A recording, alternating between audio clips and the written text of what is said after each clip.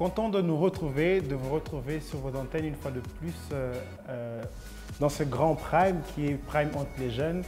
Et une fois de plus encore sur ce plateau, je ne suis pas seul. Une fois de plus encore sur ce plateau, c'est pour discuter sur des sujets qui ont trait à la jeunesse, qui ont trait à l'actualité, qui ont trait au social. Alors, je ne suis pas seul comme je le disais tout à l'heure. En face de moi, j'ai Bénédicte, qui est toujours l'habitué de ce plateau. Comment tu vas, Bénédicte? Je vais bien, Gaël. Ça s'est bien passé? Très bien. Les 2 semaines d'absence? Ah, vraiment, vous m'avez manqué. Super. Et à ses côtés, j'ai une invitée de plus, une invitée de marque. On la voit sur nos antennes, dans différentes émissions. Et je l'appelle souvent Boisseau. J'oublie l'autre nom, Immaculée Boisseau. Tu vas bien, Immaculée? Je vais très bien, Gaël. Bienvenue chez nous. Merci. Chez nous, c'est chez toi. En tout cas, je suis chez moi, comme d'habitude. Effectivement. Et ce soir, c'est entre jeunes que nous allons discuter. Voilà. Ah, super. Et voilà, lui, peut-être qu'il n'est pas présenté, mais on va le faire quand même parce que tu es devant, peut-être c'est la première fois que tu nous vois, que tu nous reçois. C'est à ses côtés, j'ai Fortuna. Ok, Fortuna cette fois-là. C'est ça, Fortuna? Oui, pas oui. Fortuné? Non. Ok, Fortuna. Alors, il va se présenter pour ceux qui ne le connaissent pas. Tu vas bien, Fortuna? Ouais, je vais très bien. Ça se passe bien? Très bien. Super. Tu es prêt encore ce soir? Très près. Alors, comme je l'ai dit tout à l'heure, c'est entre jeunes que ça se passe. C'est entre des personnes qui ont quand même vécu une certaine expérience que ça se passe. Et ce soir, c'est sur un grand thème que nous allons traiter. C'est les enfants des pasteurs, toujours modèle pas. Je me répète, les enfants des pasteurs, toujours modèle ou pas, ce sont ces personnes qui, aujourd'hui, sont à la risée de tous. Tout le monde les condamne, tout le monde les traite de tous les mots, tout le monde les juge, tout le monde veut voir en eux un certain modèle, tout le monde pense que c'est eux qui verront le paradis bien avant tout le monde pense que c'est eux qui verront le Seigneur, qui toucheront le Seigneur bien avant tout le monde pense que c'est eux qui devront hériter des ministères de leurs parents, hériter des églises de leurs parents. Et c'est ce soir que ça se passe. Et on revient tout à l'heure après ce témoignage. Je suis la fille d'un pasteur, donc j'ai toujours grandi dans le Seigneur. Ma rencontre avec le Christ s'est faite en plusieurs étapes, parce que, étant fille de pasteur, les gens commencent à croire qu'on rencontre le Seigneur automatiquement, qu'on mange avec les anges, notre petit déjeuner c'est la Sainte Seine et qu'on ne fait pas d'erreur. Et en fait, pas du tout. J'étais une jeune fille comme tout le monde. J'ai rencontré le Seigneur tard, tôt, parce que mes parents servaient déjà. Donc pour mon père, c'était logique pour lui que lui et sa maison servent le Seigneur. Donc j'ai été baptisée tôt, sans réellement savoir ce qu'était le baptême. Et je l'ai fait parce qu'il fallait servir et parce qu'il fallait soutenir l'œuvre de mon père. Ensuite, à 18 ans, j'ai rencontré un serviteur de Dieu qui m'a fait comprendre que je ne connaissais pas le Seigneur. Il m'a enseigné, mais il m'a déçue. Ensuite, j'ai continué à croire. J'avais énormément de problèmes dans ma famille, énormément de problèmes dans ma vie. Mais quand on est enfant de pasteur, on n'est censé pas avoir de problèmes, donc on ne dit rien. Donc moi, malgré que je servais, j'étais très prétentieuse, imbue de ma personne. J'étais convaincue de tout savoir, que Dieu m'avait tout donné, que je venais d'une bonne famille, que j'étais belle, intelligente, je servais, j'étais dans une grande école, j'avais tout pour moi. Donc je faisais ma propre vie en invitant Dieu. C'est-à-dire que je faisais mes choix et je consultais Dieu en disant « Écoute, Seigneur, moi j'ai décidé ça, ça pour moi. Donc voilà, tu suis. » Et je suis tombée enceinte. Et je m'y attendais pas du tout. C'était pas prévu. J'ai eu un enfant et pour moi, c'était la gifle du Seigneur. Je suis tombée très bas, extrêmement bas, parce que de la fille très haut, je suis descendue, j'ai fait une chute terrible. Moi en a pris. Cette chute a permis de me briser, a permis de me rendre compte de qui j'étais vraiment. Et j'ai été abandonnée parce que j'étais quand même fille de pasteur, même si ma famille, l'église m'a quand même beaucoup soutenue. J'ai quand même été abandonnée. J'étais toute seule, vraiment toute seule, et je me suis rendu compte que je ne connaissais pas Dieu. Et c'est là que ma rencontre s'est faite réellement avec Dieu. J'ai failli mourir. J'ai failli perdre mon enfant. J'ai refusé ma grossesse pendant 6 mois. J'ai eu des complications de santé terribles. J'ai dû être hospitalisée pratiquement l'intégralité de ma grossesse. Et c'est là que, dans tout ce qui se passait dans mon corps, dans tout ce qui se passait dans ma vie, je me suis rendu compte que personne d'autre à part Dieu pouvait m'aider. Personne d'autre pouvait me donner la joie. Et personne d'autre pouvait me donner la force parce que j'en avais plus.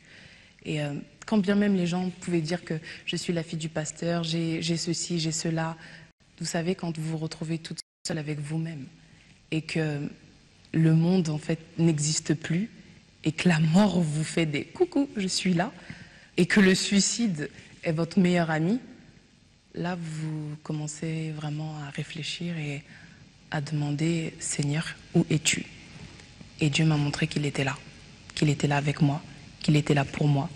Ce que les gens pensaient qui était une malédiction, une punition pour moi d'avoir un enfant hors mariage alors que j'étais encore étudiante, aujourd'hui est la plus grande bénédiction que Dieu a pu me faire. Voilà, aujourd'hui est la plus grande bénédiction que Dieu a pu la faire. Comme elle a dit tout à l'heure, c'est une fille du pasteur. Elle s'appelle Charlotte Kalala. Je ne sais pas si c'est la sœur de Cassie Kalala, une chanteuse gospel de l'RDC, mais je vois quand même des traits de ressemblance et je peux me dire peut-être que c'est sa sœur, parce qu'elle aussi, Cassie Kalala, est aussi fille de pasteur. Alors ce témoignage, il est très édifiant, il est très frappant. C'est un témoignage qui peut-être aujourd'hui se retrouve, qui aujourd'hui oui, se retrouve dans la vie de cette dame, mais aussi est le cas pour certaines personnes aussi que nous rencontrons, que nous connaissons. Alors elle dit, elle a toujours vécu dans une famille chrétienne, donc elle a toujours grandi dans le Seigneur, d'après elle, et que très tôt on l'a baptisée sans pour autant savoir qu'est-ce qu'était le baptême. Okay? Et elle a mené sa vie comme elle le pensait, tout en invitant le Seigneur, et elle a fait des choix au préalable avant d'inviter le Seigneur, et elle a eu ce qu'elle a eu aujourd'hui. Alors, j'aimerais un peu avoir vos avis, Bénédicte. D'après toi, je sais que tu es quand même une dame qui est plus dans le service. Je te vois dans beaucoup de ministères, tu es présente dans des églises, tu es souvent, peut-être pour ceux qui ne te connaissent pas, tu as une vie très chrétienne très, très active. Ce qui veut dire que tu rencontres des jeunes, des enfants des pasteurs, par-ci, par-là, et peut-être même tu en connais en fait. Alors j'aimerais savoir un peu ton avis par rapport à ça. Quelle est ton image que tu fais des enfants des pasteurs? Parce que certains ont leur idée, ont leur image, comme je disais un peu plus tôt. Souvent, on aimerait qu'ils soient que des modèles, ces gens. Et toi, quelle est ta petite expérience que tu as eue lorsque tu as eu rencontré des enfants des pasteurs? Et est-ce que tu en connais ceux qui sont modèles et ceux qui ne sont pas modèles et tout ça?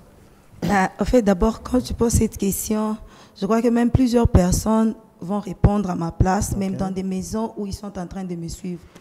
75% des enfants des pasteurs ne sont pas de modèles, okay, tels qu'elle venait de dire là. Donc, tu peux être enfant de pasteur, mais j'ajoute, tu n'es pas enfant des dieux. Okay. Mais c'est mieux d'être enfant de pasteur et aussi enfant des dieux. Okay. Parce que ton père a une relation personnelle avec Dieu. Toi aussi, il faut que tu aies ta relation personnelle avec Dieu. Et le salut est individuel. Alors pour elle, moi je crois que si je pourrais dire aussi aux autres enfants de pasteurs, d'abord les enfants que moi je connais, des enfants de pasteurs, il y a des ceux avec qui je vivais, bon, ils n'avaient pas quand même une bonne vie. Je connais aussi des ceux-là qui prenaient même de la bière. Cependant, leurs parents, leurs pères nous prêchaient la sainteté. Okay. Donc, tu es du haut de la chair, mais ton fils n'est pas peut-être à l'église. Et il s'est dit, moi, c'est mon père qui est pasteur. Or, en tant que pasteur, tu dois d'abord veiller sur ta propre maison. Ta maison doit être modèle. Et cependant, si tu réussis ta maison, tu vas aussi nous réussir, nous, les fidèles. Mais il y a aussi un problème, c'est que les pasteurs ne passent pas beaucoup de temps avec leurs enfants. Okay. Ils veulent passer beaucoup de temps avec les membres de l'église, mais pas beaucoup de temps avec les enfants de la maison.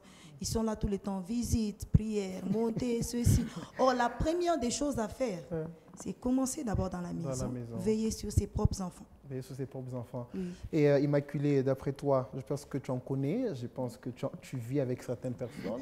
Et toi, quelle est l'image que tu te fais de toutes ces personnes qu'on appelle aujourd'hui enfants des pasteurs. Voilà. Est-ce que tu as des témoignages? Tu connais des gens qui peut-être t'ont déçu parce que tu te disais, bon, il n'y en a pas il y a vraiment modèle.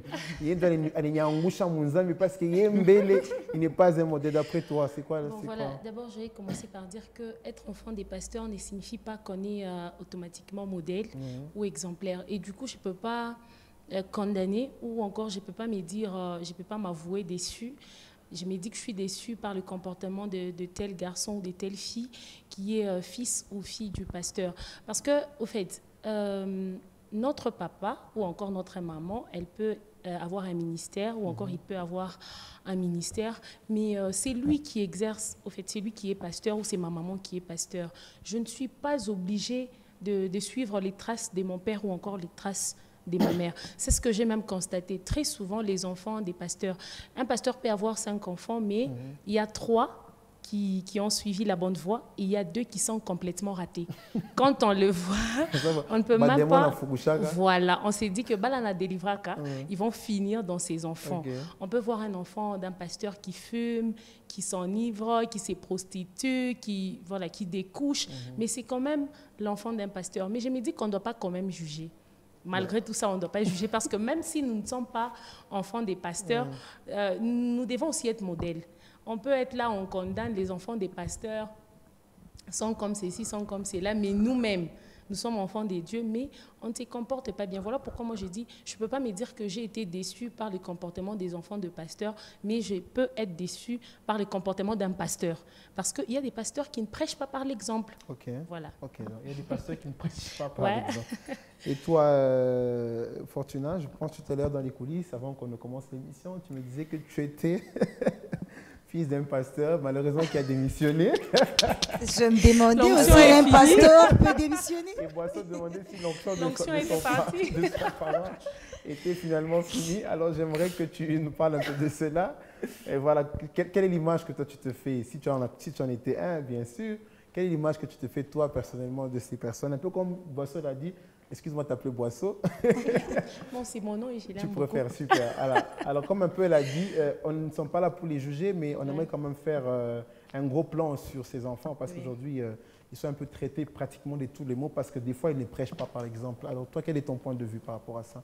Voilà, d'abord, je commence à dire à tous les amis des papas qui iront lui dire que ton fils nous a dit que tu étais pasteur et que tu as démissionné. Bon, c'était une sale blague. En fait, vous connaissez. Il est humoriste. En fait, c'est pas la faute aux enfants de pasteurs, ou c'est pas la faute à ces enfants-là. Quand on dit aujourd'hui que les enfants de pasteurs ne sont pas modèles, plutôt, c'est pas de leur faute, mais plutôt je condamne les pasteurs. Pourquoi? Parce que ce sont eux qui veulent forcer leurs enfants à entrer dans le ministère. En fait, ils confondent jusque-là ce qu'ils font de ce que fait le menuisier. Okay. Vous voyez le menuisier avec le mécanicien, quand il a un métier comme ça à la maison, ben, il s'est dit, tous mes enfants doivent faire la même chose. C'est comme ça avec un mécanicien. Alors les pasteurs aussi, ils mettent ça dans la tête, ils se disent, bon, comme je suis un pasteur, il y a mon fils aîné, un jour il sera aussi pasteur, telle fille chantre dans mon église, et tel garçon sera ancien. Donc ils se font toutes ces illusions, et malheureusement, qui ne vont pas aboutir. Alors moi je me dis, c'est de la faute de ces pasteurs-là. Pourquoi aussi? Parce que ces pasteurs, souvent, ils ont insisté, ils ne sont pas aussi modèles, comme Immaculée l'a dit, ils ne sont pas modèles, ces pasteurs-là. Et c'est pourquoi leurs enfants, ils ont d'abord du mal à croire dans tout ce que leur papa dit du haut de la chair.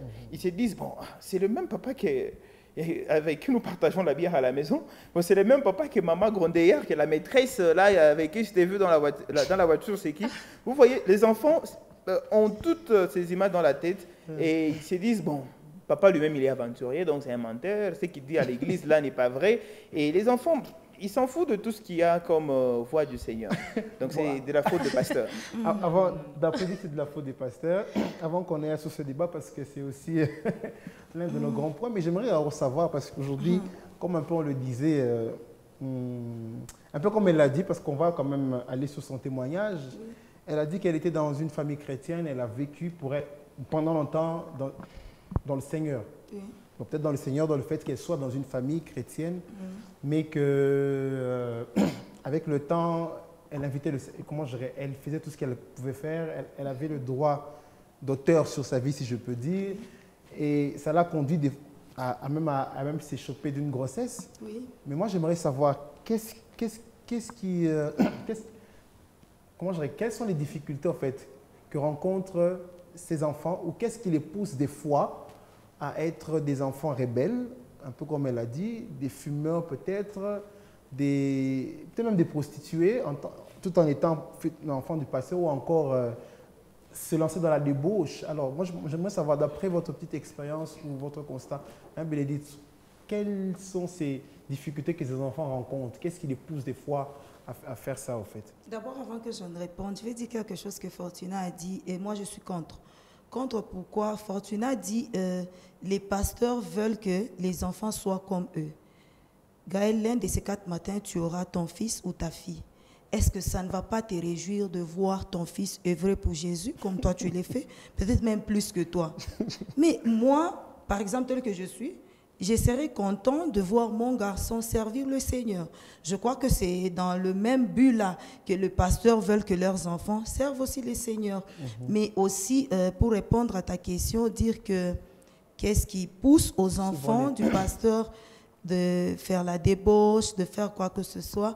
Moi, je crois que premièrement, c'est le comportement d'abord de leurs parents. Il y a d'autres pasteurs d'abord qui ne craignent pas le Seigneur. Vraiment, ça, même sans prophétie, même sans quoi que ce soit, eux, ils vivent avec leurs parents dans la maison. Nous les voyons, c'est à l'église. Mais beaucoup de temps, ils passent avec leurs enfants à la maison.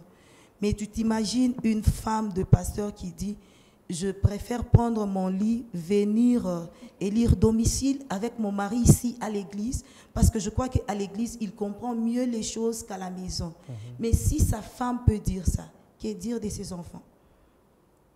Donc, quelque part, il y a aussi le comportement de leur père, qui est nos pasteurs de l'église. Donc, si parfois que mon pasteur a un bon comportement, qui est mon père à la maison, je crois que c'est facile aussi pour moi d'emboîter les pas. Super. Mais aussi, il y a de ces pasteurs-là qui sont modèles, qui craignent le Seigneur. Mais les enfants, ils n'emboîtent pas les pas de leurs parents. Ils n'emboîtent pas les pas de leurs parents. Et toi, Boissou, c'est dû à quoi? Tu as un parent modèle, mais tu n'emboîtes pas les pas de tes parents.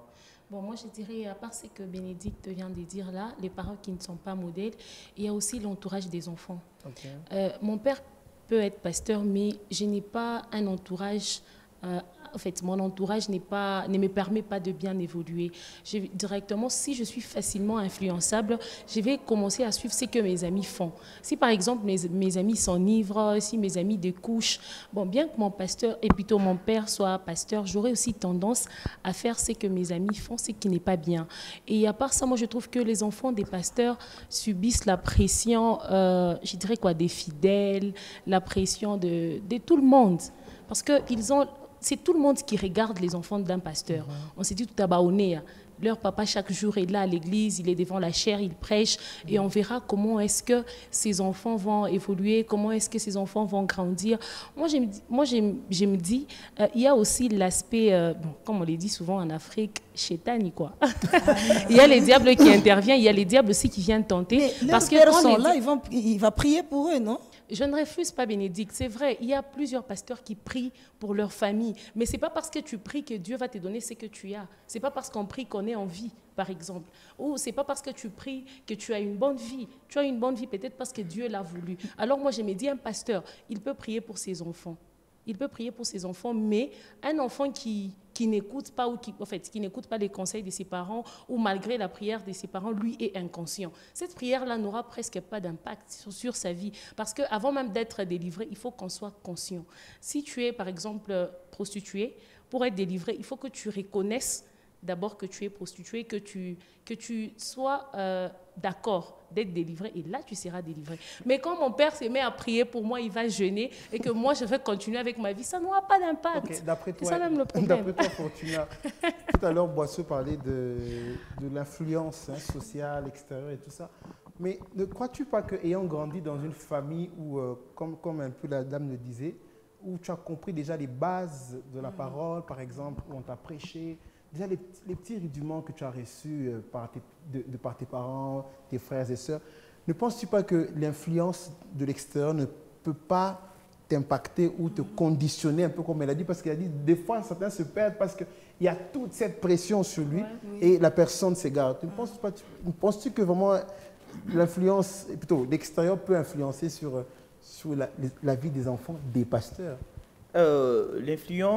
L'extérieur influencer la vie des enfants de pasteurs, je ne suis pas pour. Pourquoi? Parce que même nous qui ne sommes pas enfants des pasteurs, on arrive quand même à respecter ce que dit la Bible et puis aller à l'église et laisser nos parents dans des boîtes de nuit.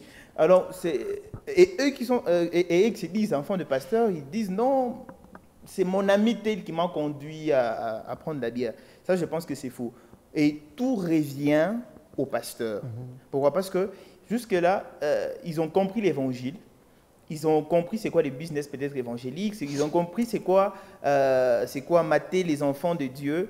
Mais ils ont ignoré que leurs enfants aussi sont parmi les âmes à mener vers Christ. C'est ce que le pasteur a oublié. Parce que ces enfants-là, au fait, ce sont des innocents. Prêcher la parole de Dieu, c'est comme une école. Nous sommes dans une école où on nous apprend le maths, on nous apprend tout ça. Vous savez qu'il y a de ces médecins qui fument. C'est ça. Un médecin peut fumer et puis il arrive là devant, il vous enseigne comment le tabac peut agir dans l'organisme. Tout il va donner. C'est une leçon.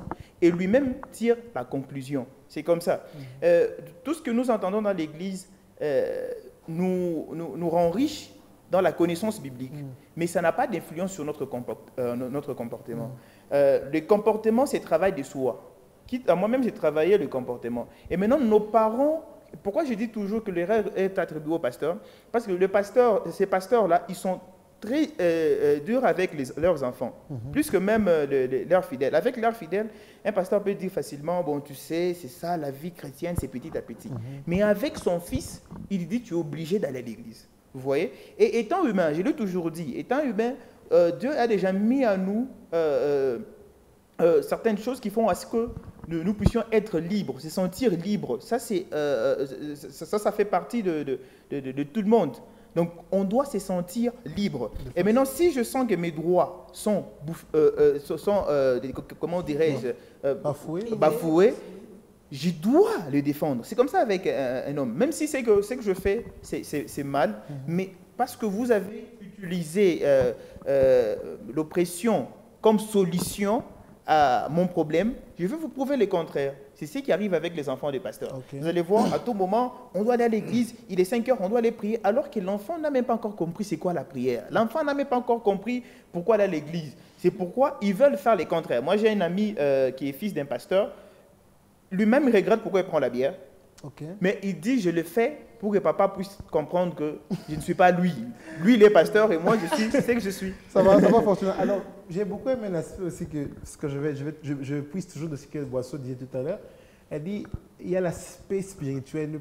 Bénédicte, ne penses-tu pas que l'aspect spirituel quand même aussi, c'est qu'à Chétan, quand la fois ça qu'à Ningia,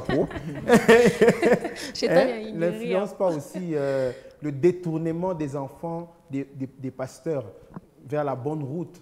Ne penses-tu pas ça? Et évidemment, chez nous en Afrique, il y a une sorcellerie indigène. Ce n'est pas comme, oui, je vous dis, ce n'est pas comme la sorcellerie des Blancs.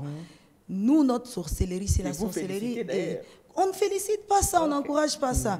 Mais c'est vrai peut-être que toujours dans l'église que ton père sert, il y a des sorciers qui combattent les enfants des pasteurs.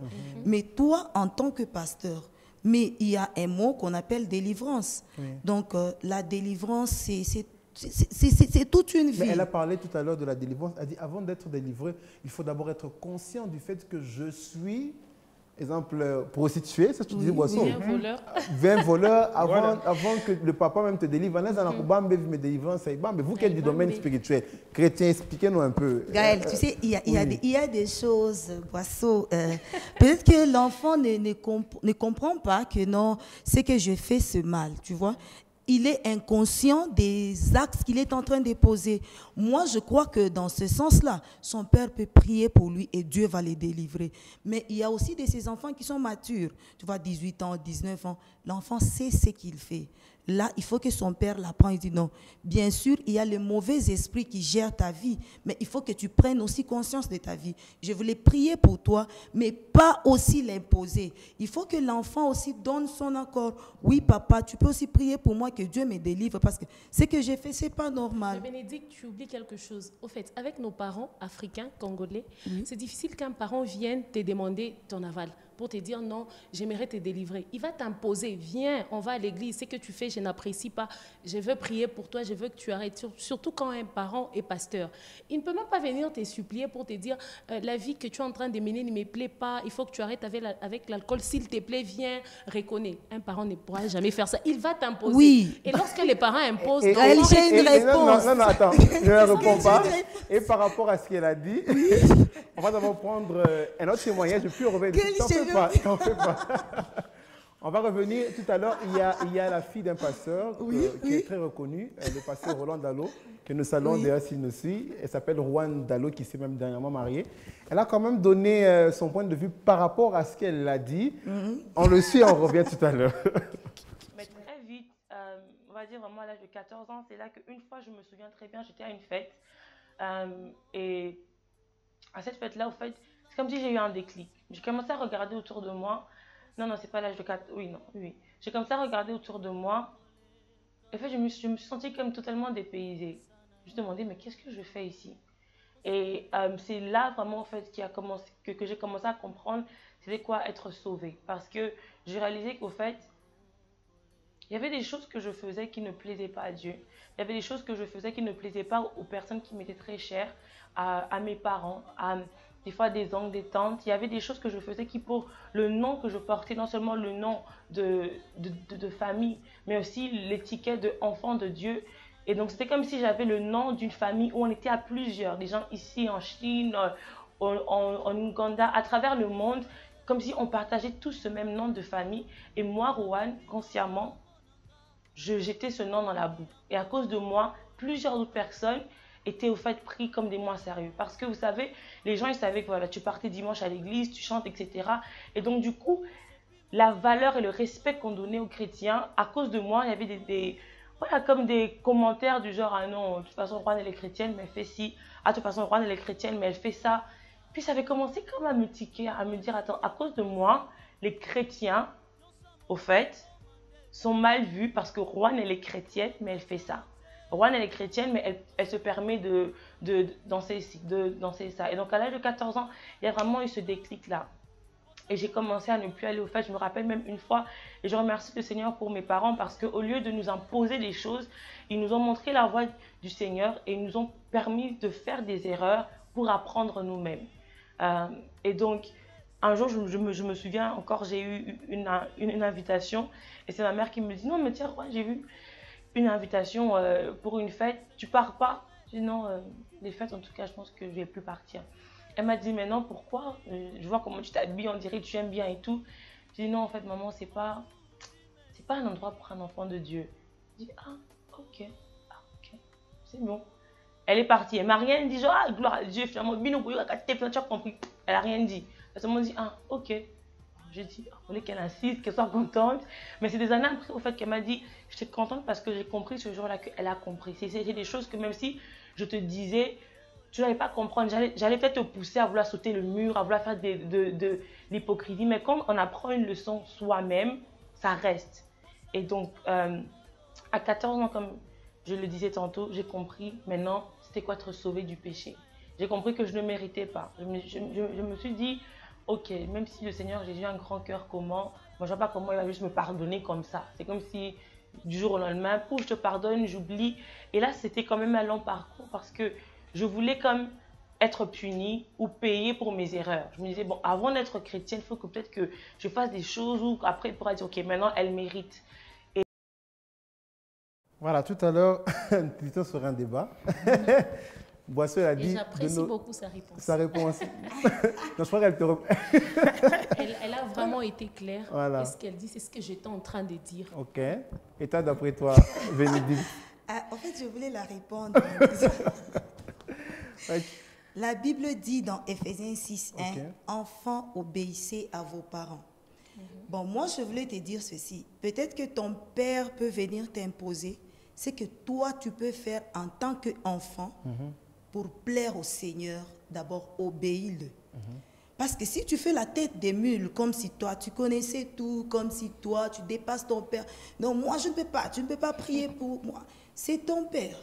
Et il peut te maudire, tu vois. En tant qu'enfant, peu importe ce que les parents nous demandent, si, bon, ce sont de bonnes choses quand même. Si ton père vient t'imposer pour la prière, bon, pour moi, l'imposition de la prière, ce n'est pas une mauvaise chose. En tant qu'enfant, je dois obéir et me laisser faire. Bénédicte, tu dois obéir et te laisser faire. Mais voilà, moi j'ai aimé le témoignage de Rouen. Voilà. Elle a dit, sa maman ou encore son papa, bien que son père était un très grand pasteur, mais on ne l'a pas imposé de faire quelque chose. Tu vois, elle l'a fait de son plein gré. Elle s'est rendue compte que ce qu'elle faisait ne plaisait pas au Seigneur. Elle s'est rendue compte qu'elle était en train de chanter, mais elle n'était pas une fille exemplaire. Et voilà, elle a changé, elle s'est décidée de consacrer sa vie au Seigneur, de donner sa vie au Seigneur. Ce n'est pas parce qu'elle a obéi, ou bien son père lui a dit, arrête avec ça, elle a arrêté. Non, elle a été consciente, elle a repris conscience et voilà, aujourd'hui, elle est sauvée. C'est parce qu'elle a eu des enfants sages, des parents sages. J'aimerais un peu rebondir sur le verset que Bénédicte venait de dire tout à l'heure. Au fait, elle n'a pas fini le verset. Vas-y, continue. Éphésiens 6:1. Oui, et ça finit en disant quelque chose là-bas. Enfants, obéissez à vos parents selon les seigneurs, car cela est juste. Voilà, et les parents? Non, ne méritez pas vos enfants. Voilà, c'est ce que je cherchais. Et c'est ce que font le pasteur. Donc, au fait, ils doivent essayer de considérer leurs enfants comme des fidèles dans une église. Quand vous avez certains fidèles à l'église qui sont, comment dirais-je, trop païens, qu'est-ce qu'on fait? On essaye d'aller petit à petit avec des conseils, on essaye de tout mettre en ordre pourvu que ces messieurs-là ou cette dame puissent croire en Jésus-Christ. Mais si vous voulez aller mécaniquement avec la personne, trop dur avec la personne, vous allez voir que la personne va même se dérouter du chemin. Aussi, le grand problème, ce n'est pas aussi, hormis les pasteurs, le grand problème revient aussi aux membres de l'Église. Ces membres-là de l'Église, souvent hypocrites, qui basent leur foi sur les enfants des pasteurs. Pourquoi? Parce qu'ils se disent, bon, je ne parle pas à l'église parce que souvent... L'enfant du pasteur ne prie pas. Ne prie pas. Ça n'a pas de sens. Ça n'a pas de sens. Pourquoi? Parce qu'il est aussi fidèle comme toi. Alors, que faire? On doit prêcher ces enfants-là pour qu'ils puissent reprendre le vrai chemin. Un autre problème, c'est que c'est ce que font les parents ou les pasteurs aujourd'hui. Ils créent une forme de suprématie en leurs enfants. Comment ça? Quand ils viennent à l'église, on voit le pasteur qui vient là, on doit ouvrir des portières, c'est le pasteur qui est là, c'est les enfants des pasteurs, même pas fidèles, même pas serviteurs, qui se mettent d'abord là devant, c'est les enfants des pasteurs, même dans, comment on appelle, dans l'école du sabbat, chez nous c'est comme ça qu'on appelle, vous appelez école de dimanche. Voilà. À l'école du sabbat, vous allez voir, chez vous à l'école de dimanche, vous allez voir les enfants qui sont assis là-bas, les enfants des pasteurs, on les amène même des petites chaises, eux d'abord, et d'autres enfants d'abord par terre. Et quand les enfants vivent dans ce système-là, ils ne vont pas comprendre qu'ils sont dans une église où il y a la charité, où il y a d'abord l'amour du prochain, non. Et ils comprennent comme qu'ils étaient dans un royaume, où c'est leur papa, le roi, et son prince et l'autre princesse. C'est ça le problème. Alors on doit couper à la source. Ça veut dire, les pasteurs doivent d'abord être humbles. Moi je connais les pasteurs qui sont humbles, comme les pasteurs de mon église. Je vais donner un exemple. Comme mon pasteur, bien sûr. Comme mon prêtre. Parmi les pasteurs, dans notre église, parmi les enfants ou les jeunes dans l'église qui ont beaucoup d'argent, qui sont fidèles et qui s'en sortent très bien dans la vie, ce sont les enfants des pasteurs. Pourquoi? Parce qu'on voit, dans notre église, il n'y a pas de système le pasteur qui vient, on doit le vénérer, c'est parce qu'il est pasteur, on doit faire ça. Non, les pasteurs subissent vraiment ce que faisait Jésus-Christ. Les pasteurs sont serviteurs des autres. Quand vous venez dans l'église, vous sentez vraiment que les pasteurs est serviteur plutôt des autres. Et si les enfants apprenaient cela, de par leurs parents, si les enfants sentaient vraiment que mon papa c'est un serviteur, le fils, comme il doit toujours hériter ce qui vient de son père, les enfants aussi seront des serviteurs. Mais il remarque qu'à tout moment, chez nous, ce sont des dames qui viennent préparer, ce sont maman c'est qui pendant, maman c'est quoi, qui viennent faire. Les enfants, ils vont se croire dans un royaume. Ouais. Et Moi, ça sera la source des bêtises. En fait, c'est vraiment un aspect important. C'est que Fortuna vient de dire, là, c'est vrai. Très important. Par exemple, à l'église, quand on voit les enfants du pasteur toujours devant, les enfants des pasteurs sont souvent valorisés et les autres, on dira baba onemo. Moi, je dirais que même les fidèles, les autres parents sont vexés. Oui, il y a des parents qui sont vexés et du coup, ces parents-là commencent à voir, c'est que j'ai dit, les yeux sur les enfants du pasteur, tout est baonné. Ces enfants qu'on valorise tant, ces enfants qui sont toujours devant, on pense que ce sont ces enfants qui vont évoluer, qui vont émerger. On verra tout à l'heure, on a et avec ces genres de paroles, vous allez voir que les enfants aussi, la pression sociale, ils se perdent complètement. Ça là aussi, alors, que pensons-nous de ces conversions tardives de ces enfants de pasteurs? Bon, peut-être ça c'est le cas de Charlotte que nous avons eu vers ses 18 ans, elle a finalement compris. Mais il y a ceux-là aussi qui, pendant des longues années, ne comprennent toujours pas.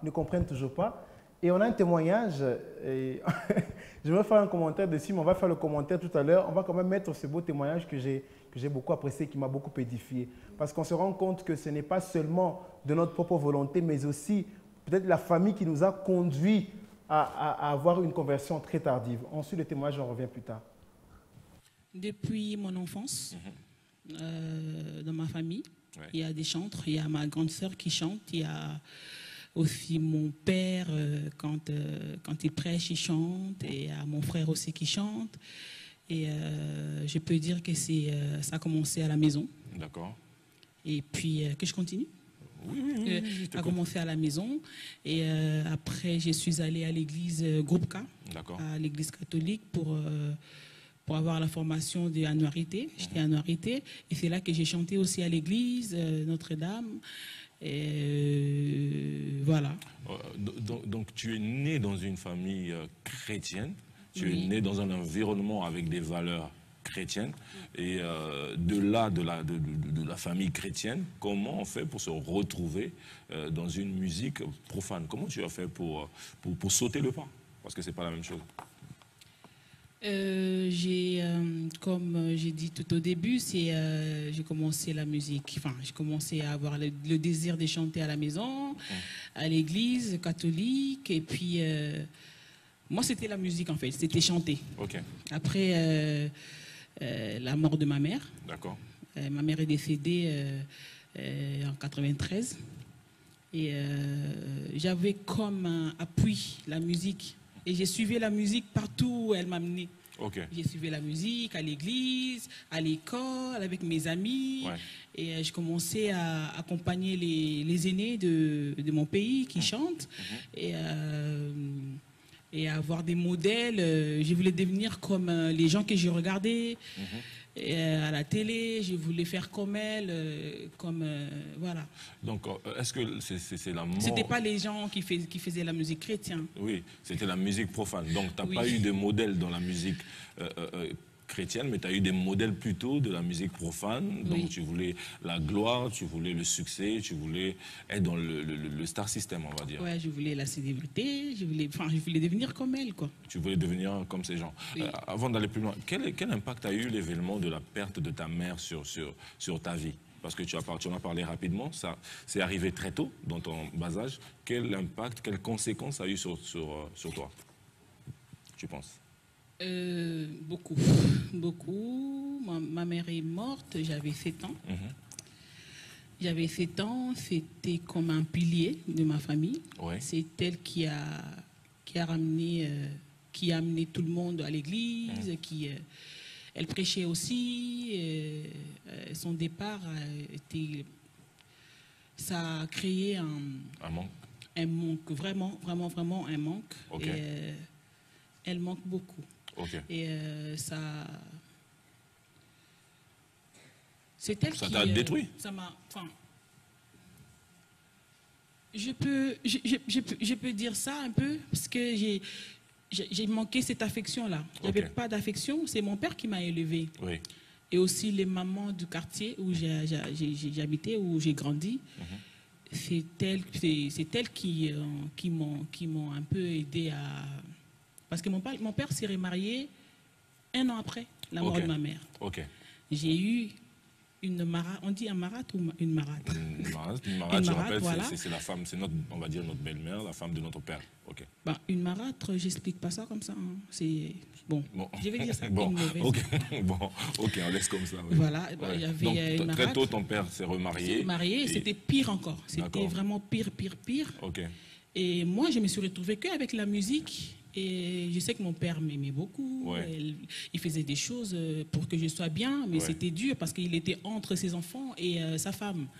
Et moi, on était comme perdus. Mes frères commençaient à faire n'importe quoi. Ma sœur et mais tout. Tu n'as pas eu de remords quand tu as quitté, entre guillemets, la vie chrétienne. C'était très tôt, c'est vrai. Mais tu n'as pas eu de remords à te retrouver dans ce milieu-là? Tu n'as pas eu... Voilà. Son père qui était entre eux et sa femme, ça les a pratiquement perdus tous. Et donc moi je dirais qu'elle a eu 26, parce que tout à l'heure je faisais les calculs, donc 26 bonnes années d'attente, parce qu'il fallait, c'est après 26 ans qu'elle se reconvertit ou elle se convertit finalement? Moi je dirais qu'elle se convertit finalement. Elle se convertit parce qu'elle est maintenant consciente. Voilà, elle était consciente. Alors, tu voulais dire quelque chose? Voilà, et quand je suivais la vidéo, il y avait quelque chose de ça qui me passait par la tête. C'est un bel exemple à suivre. Pourquoi? Parce qu'on doit laisser l'enfant persécuter les chrétiens pour enfin devenir Paul. On doit laisser l'enfant poursuivre les chrétiens, poursuivre que l'enfant puisse récolter encore les impôts pour qu'il puisse devenir Matthieu et consort. Donc, il faut laisser un temps aux enfants. Et je pense que c'est une période très capitale quand l'enfant ne comprend pas encore c'est quoi la voix de Dieu. Non, mais en fait, on doit laisser... Ma question, par exemple, parce qu'après ce sujet, j'aimerais juste savoir, comme elle l'a dit, c'est à cause quelque part du fait que la marâtre, le père, la marâtre, c'est la marâtre qui les a conditionnés, qui a fait ce qu'ils ne se sont pas retrouvés. Comme elle a dit, sa mère était là, sa mère les amenait à la prière, sa mère prêchait, son père prêchait, et peut-être si sa mère était encore là, donc elle devrait suivre ce chemin. Voilà, je ne condamne pas ça. Vous savez, aujourd'hui, il y a des dames qui savent faire la cuisine parce qu'elles ont grandi chez une marâtre. Parce qu'à tout moment, il fallait que... Donc, c'est toujours elle qui devait faire la cuisine. Et grâce à ça, elle est devenue vraiment experte en ce qui concerne la cuisine. Il y a de ces enfants ou de ces hommes qui savent s'en sortir dans la vie parce qu'ils ont eu des situations très difficiles. Je ne peux pas dire c'est à cause de cette dame-là et que Mégé peut-être a fait 26 ans dans la vie païenne. Non, je dirais grâce à cette dame-là, Mégé a compris c'est quoi la voix de Dieu. Pourquoi? Parce qu'il faut toujours un temps, il faut toujours un moment. Et c'est ce qui n'est pas... Non, Fortuna. Non. Moi, je dirais que la dame a plutôt enfoncé Mégé. Bon, son nom, c'est qui encore? Marie-Josée. Marie-Josée, voilà. Son nom actuellement, je ne sais pas, Marie-Josée. Moi, je dirais que c'est sa marâtre qui l'a enfoncée dans les mal. Parce que si elle était là, si elle avait continué la lutte de sa maman, sa défunte mère, si elle avait vraiment continué à pousser, à booster Marie-Josée à aller à la prière, à consacrer encore sa vie pour les seigneurs, elle n'aurait pas passé, je ne sais pas, 26 ans en train de faire la musique profane. Moi, je trouve que c'est sa marâtre. Elle a vraiment une très grande part. Parce qu'elle n'a pas bien orienté. Super. Voilà, elle ne l'a pas bien orienté. Attends, avant que tu prennes la parole. J'ai l'exemple qui fait les peu. Tout à l'heure... Garde ton exemple. Tout à l'heure, tu disais, lorsqu'on suivait la vidéo à Fortuna, tu disais non... parce que Fortuna s'est étonné, il a dit, mais 1 an après le décès, c'est que c'est grave. Et tu as dit, non, mais il fallait que... Normalement, les hommes de Dieu doivent se remarier parce qu'ils ont une lourde charge. Bon, je pense que ta réponse aujourd'hui, comme un peu Immaculée l'a dit, a été l'échec ou bien la chute peut-être de Mégé 30. Vous ne pensez pas que des fois, les serviteurs, nos hommes de Dieu doivent aussi faire quand même des bons choix? Parce que l'éducation de leurs enfants, on dit éduquer une femme, c'est éduquer toute une nation. Donc aujourd'hui, peut-être comme... Bon, c'est vrai, elle a eu tout ce temps qu'elle a eu, mais quelque part aussi, cette femme a quand même détruit la vie de Mégé. Le problème, ce n'est pas la femme. Le problème, c'est le choix qu'a fait le papa de Mégé. Peu importe le temps que son père a mis pour se remarier, Son père pouvait même faire 6 mois et puis il se remarie. Mais s'il s'était remarié à une bonne épouse, je crois que la bonne épouse là devait emboîter les pas de sa mère. Bénédicte, c'est quoi une bonne épouse? Tu peux épouser une femme, tu estimes qu'elle est bonne pour toi, mais ces enfants-là ne sont pas ses enfants. C'est ce que vous oubliez. Nous sommes en Afrique. Accepter je sais pas, d'élever des enfants qui ne sont pas, en fait, des enfants pas que tu n'es tiens. pas. Oui. Voilà, c'est pas facile. Alors, dire qu'il n'a pas épousé une très bonne femme, moi, je suis pas d'accord. Parce que la femme, elle peut bien jouer son rôle d'épouse, mais pas des mères, parce que ces enfants-là ne l'appartiennent pas. Ouais, Mais donc, c'est ça aussi, donc le papa de Mégé devait instruire sa nouvelle femme. Mais après, il y a aussi des il y a- femmes qu'on instruise, mais qui sont des lions, mais en peau de, comme on dit, d'agneau. Oui, peut-être en présence de son Franchement, mari, elle est gentille. L'absence de son mari, elle maltraite les enfants. Bon, tout dépend des d'une fois, les femme à une parents- autre. Les parents aussi, comment je dirais, c'est à cause des parents aussi que des fois les enfants des pasteurs, si on peut le dire ainsi, dans À Nambuka, cause on est le pasteur oui. depuis le début. Tu veux Je dire peux quoi que tout à condamner. l'heure? Ouais, il y a quelque chose. Au fait, d'abord, j'aimerais parler de femmes. Faire le choix d'une femme, ce n'est pas moindre. Pourquoi? Parce que toutes les femmes, quand elles ne sont pas encore mariées, elles ont même langage. Et ça, j'adore. Non, c'est elle qui est mauvaise. Non, ce n'est pas une bonne femme. Alors que si elle aussi entrait dans le mariage, même chose. Elle ferait la même chose. Alors, c'est ce qui est un peu bizarre. Pour moi, l'exemple que j'avais qui fait les buzz, c'est l'exemple d'un pasteur qu'on connaît. Depuis tout petit, il est toujours dans son église. Il a grandi dans l'église, il a tout fait dans l'église, il est devenu même pasteur dans l'église de son père. Et ce pasteur aujourd'hui, c'est lui maintenant la star d'Internet. Lui qui a grandi dans l'église, il a tout fait dans l'église, il chante même pour les seigneurs, mais quand on doit aller sur YouTube, la première vidéo à être affichée, c'est le nom de ces pasteurs-là. Il s'affiche avec une femme au nom, tout ça, il y a eu des viols, tout ça. Lui, là, il a grandi dans l'avenir l'église. des enfants de ces Voilà, pasteurs-là. c'est pourquoi je dis, et si ces messieurs osaient se détourner de la voie du Seigneur, retenez-le que Jésus-Christ va les trouver à cet état-là. Mais heureusement pour MG30, qui a passé tout son temps à gauche, à droite, mais à la fin, elle a reconnu qu'il n'y a que Dieu comme refuge. Là, j'ai dit bravo, que de grandir dans l'hypocrisie. Peut-être que la vraie mère des MG30 devait rester là. Oui, va à l'église, MG pouvait aller à l'église, mais aussi, moi je connais l'influence qu'a la musique. Parce que dans mon église, je chante aussi. Je connais l'influence qu'a la musique. Pourquoi? Parce que quand vous chantez, on aime d'abord la musique. On n'aime pas la musique chrétienne. On aime la musique. Tous ces musiciens que vous voyez, que ce soit même à Toms, ils écoutent aussi d'autres musiciens. Pourquoi? On est d'abord fan de la musique. Et la musique peut nous emmener n'importe où. Mais à la fin, vu qu'on est chrétien, on s'est dit, je reviens à Christ. C'est ça. Alors, ce qui est à faire, c'est de laisser le temps aux enfants.